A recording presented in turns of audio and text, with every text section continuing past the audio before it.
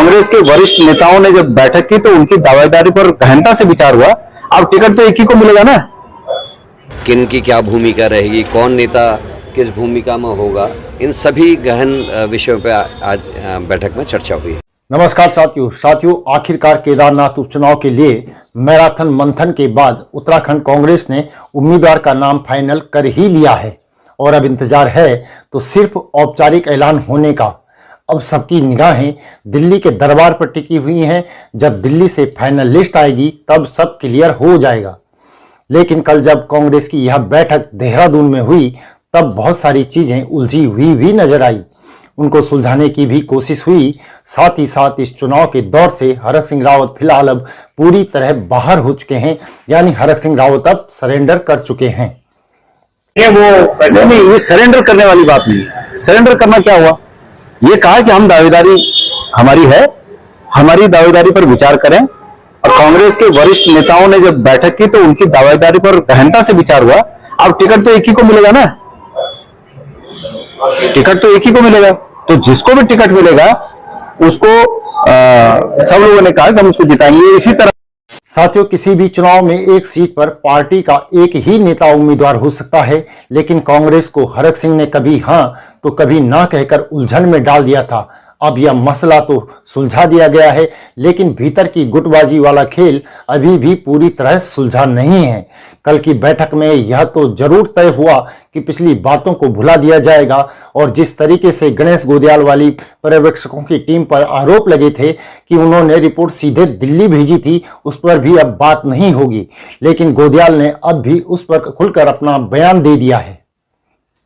ये जिस व्यक्ति ने ये कहा, एक प्रेस विज्ञप्ति जारी हुई, जिस व्यक्ति ने ये कहा शायद उनको ये जानकारी नहीं थी कि ये पैनल नहीं है, ये रिपोर्ट है।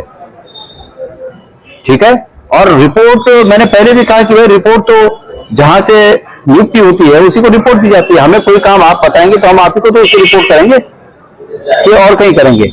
और सबसे बड़ी बात यह है कि मैंने रिपोर्ट क्या बीजेपी के नेताओं को दी?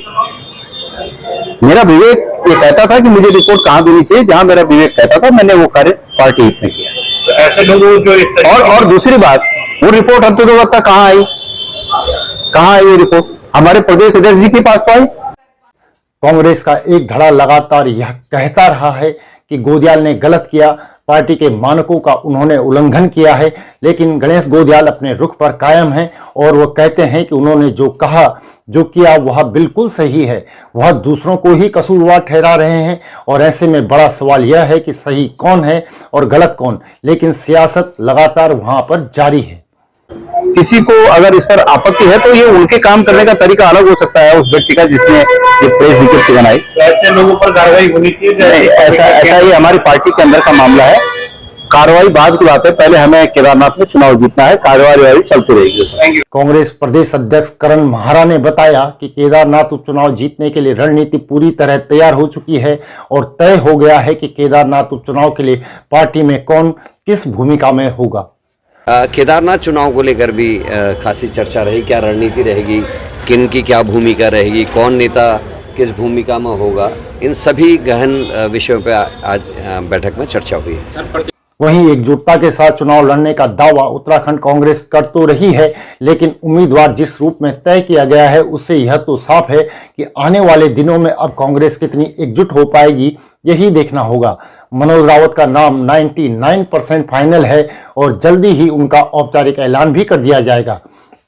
कांग्रेस के ज्यादातर नेता मनोज रावत के नाम पर सहमत हो भी चुके हैं। वह 2017 से 22 तक पहले भी केदारनाथ से विधायक रह चुके हैं।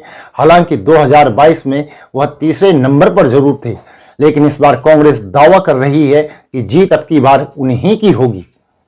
साथियों, कमेंट करके अपनी राय जरूर बताएं और आपसे आग्रह है कि हमारे चैनल को सब्सक्राइब जरूर कर लें। साथ ही साथ आप नीचे दिए गए नंबर पर या फिर QR कोड के माध्यम से हमारा सहयोग भी जरूर करें।